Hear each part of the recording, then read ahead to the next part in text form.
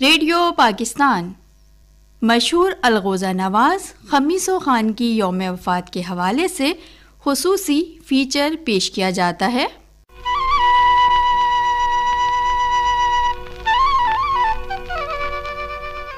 الغوزہ نواز خمیسو خان جنجی سن 1923 کو گوٹھے گاجاموری ٹنڈو محمد خان ضلع حیدرآباد میں پیدا ہوئے۔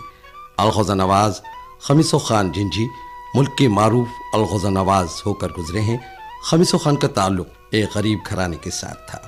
وہ کتابی تعلیم تو حاصل نہیں کر سکے، مگر انہوں نے اپنے زمانے کے مشہور الغوزہ نواز استاد سید احمد شاہ سے الغوزہ بجانے کی باقاعدہ تعلیم حاصل کی تھی۔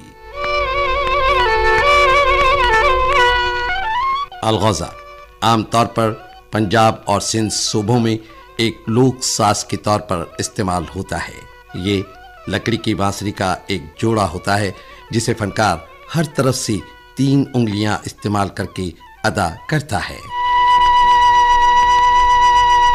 اس میں تیزی سے سانس لینے سے آواز پیدا ہوتی ہے۔ الغوزہ نواز خمیسو خان کی الغوزہ نوازی میں بہت سوز تھا۔ وہ مختلف راگ راگنیوں پر عبور رکھتے تھے۔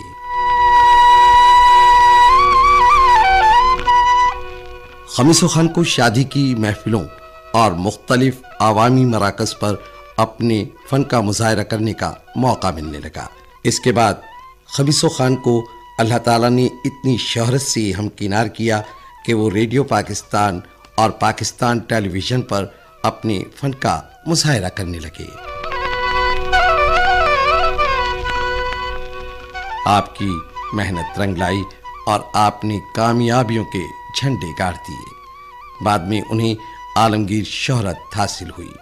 کہا جاتا ہے کہ خمیسو خان جنجی جب بھی کسی محفل میں اپنے فن کا مظاہرہ کرتے تھے تو حاضرین تو کیا آس پاس کے درخت بھی جھومتے نظر آتے تھے۔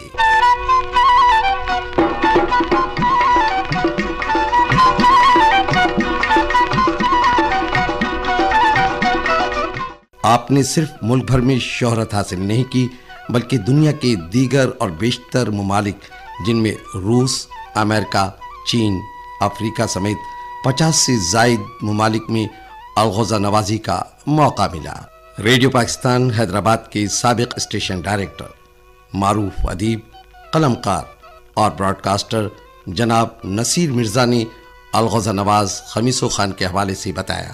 استاد خمیسو خان وادی سندھ کے عظیم الغوزہ نواز تھے، مگر خمیسو خان سے پہلے ہم اگر الغوزہ کا تذکرہ کریں گے تو ہمیں شاہ محمد نابینا کا نام لینا پڑے گا، اور اس کے بعد مصری خان جمالی، دونوں ہی اپنی وجہ کے بہت ہی شاندار عظیم الغوزہ نواز تھے۔ آپ جانتے ہیں کہ سندھ جو ہے وادی مہران کی تہذیب میں پھوک، مار، تار، یہ تینوں ساز ابتدائی سے سندھ میں موجود رہے ہیں۔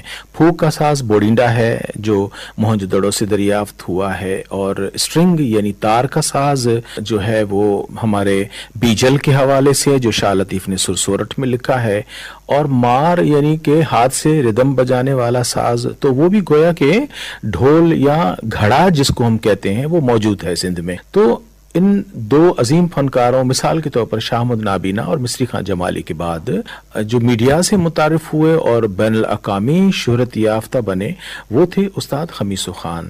اب خمیسو خان کی اختراع یا وجہ شہرت کیا تھی؟ مصری خان جمالی بہت دھیرج اور سکون کے ساتھ الغوزہ بجاتے تھے۔ یوں شاہ محمد نابینا کا بھی انداز ذرا سا کلاسیکل تھا اور وہ بہت فوک سٹائل سے بجاتے تھے، مگر چونکہ وہ بھی 1955 میں ریڈیو حیدرآباد سے ہی دونوں آرٹسٹ متعارف ہوئے تھے، مگر استاد خمیسو خان جو تھے وہ اپنی طبیعت میں بہت ہی انوویٹو تھے، یعنی وہ بہت ہی تبدیلی کے ساتھ اور نئے پن کے ساتھ اپنا فن پیش کرنے کا ہنر ان کو قدرت نے دے دیا تھا۔ الغوزہ نرمادہ ہوتا ہے، ویسے ہم اس کو بین بھی کہتے ہیں اور کانی بھی کہتے ہیں، مگر اس میں استاد خمیسو خان کی جو اختراع ہے کہ وہ اس نے نرس کے ساتھ مادہ دوسرا اور گویا کہ تیسرا آنس کا غذا بھی اسے ملا دیا. اب یہ 3 ساز جو بن گئے اور ہونٹوں پہ آئے اور پھر ان کی جو سجاوٹ اس نے کی اور ان پہ جو پھول اور سندھی بھرت یا سندھی ہنر کا جو ڈیزائن کا جو نمونہ ہے وہ ان کے الغوزوں کے ساتھ جب اسٹیج پر پھر وہ کلواڑا پھر ڈھولک اور پھر گھڑا تو یہ سب چیزیں جب مل کر اس نے ایک اپنا سندھ کا کویاری لوڑاؤ مانج پھر بھاتی راڑا یہ جو اس نے ایک بنا کے پیش کیا تو سرکاری محفلوں میں وہ توجہ کا مرکز بن گیا. اب یہ ابتدا ہی سے پاکستان کے جتنے بھی ہمارے سربراہان ہیں ایون دیگر ممالک کے جتنے بھی بڑے بڑے سربراہان پاکستان تشریف لائے ان کے سامنے وادی مہران کا یہ فن جب خمیسو خان نے پیش کیا تو یوں سمجھیں کہ یہ ساز کو انٹرنیشنل یا ایک بین الاقوامی شہرت ملتی چلی گئی. پھر ان کو دنیا بھر سے دعوت نامے آنے لگے اور وہ وہاں تشریف لے گئے. اب استاد خمیسو خان یوں سمجھیے کہ وہ ایک بہت ہی بڑی چیز بن گئے.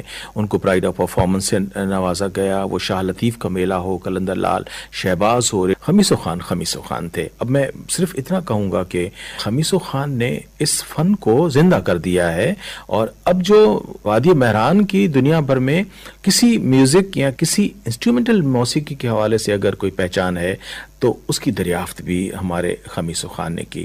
اب خمیسو خان کا یہ اثاثہ کہاں ہے ان کی جو تینوں آنس کا ساز اور نر اور مادہ الغوزہ تو آپ کو یہ بہت خوشی ہوگی کہ پاکستان براڈ کاسٹنگ کارپوریشن کا جو CPU ہے سینٹرل پروڈکشن یونٹ ہے اس کا آرکائیوز ہے یہ اسلام آباد میں موجود ہے اور وہاں پر ایک شوکیس میں دیکھنے والوں کی نگاہوں کا مرکز رہتا ہے ہمارے خمیسو خان کا الغوزہ. خمیسو خان نے بہت زیادہ شہرت اور داد حاصل کی. یورپ کے لوگوں کو آپ نے اس ساز کی مدھر دھنوں پر جھوما دیا. اس کے علاوہ عرب ممالک میں عربی دھنوں پر الغوزہ نوازی کی جس کی وجہ سے آپ نے بہت زیادہ کامیابی حاصل کی.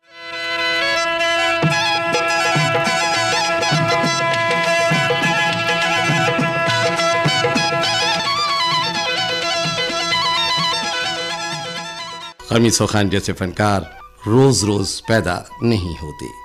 خوش طبیعت اور سادگی پسند انسان. نامور فنکار استاد غفور گل نے الغوزہ نواز خمیسو خان کے حوالے سے کچھ یوں کہا. خمیسو خان تو بہت اچھے آرٹسٹ تھے. بھینے بہت اچھی بجاتے تھے. ہم نے ان کو خود دیکھا اپنی آنکھوں سے. ریڈیو کے لائیو پروگرام ہوتے تھے. غلام حسن شیخ صاحب ان کی ریکارڈنگ کرتے تھے. جہانگیر قریشی ریکارڈنگ کرتے تھے ان کی. اور اس کے بعد اکثر وہ آتے تھے پٹکا باندھتے تھے اور اجرک کا پٹکا ہوتا تھا. کبھی کبھی بعض وقت تو کوٹی بھی ان کو اجرک کی پڑی ہوتی تھی. اوور کوٹ سردیوں میں ان کو اتنا لمبا ہوتا تھا پیر تک کوٹ جاتا تھا. تو ان سے ہمارا یارانہ بھی بہت تھا اور محبتیں بھی بہت تھی. تو ان کو ہم نے یہ دیکھا کہ اسٹیج پر جب وہ آڈینس ہوتے تھے ان کے سامنے جب پرفارمنس کرتے تھے تو آپ یقین کریں وہ خود بھی جھومتے تھے اور لوگوں کو مجبور کرتے تھے وہ بھی جھومتے تھے. ماشاءاللہ بہت اچھے. اب ان کے بیٹے ہیں اکبر خمیسو ماشاءاللہ وہ بھی بہت اچھے جا رہے ہیں.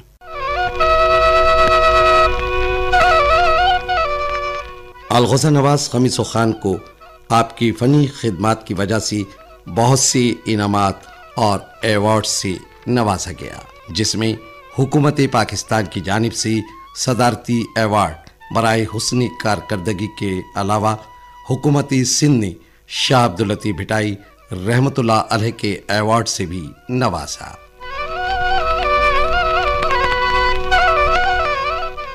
خمیسو خان جنجی 8 مارچ سن 1983 کو اپنے خالق حقیقی سے جا ملی. بعد میں آپ کے فرزند اکبر علی نے اپنے والد خمیسو خان کے فن کو زندہ رکھنے کے لیے بہت سی کوششیں کی اور آج ان کا نام بھی اچھے الغوزہ نوازوں میں شمار ہوتا ہے.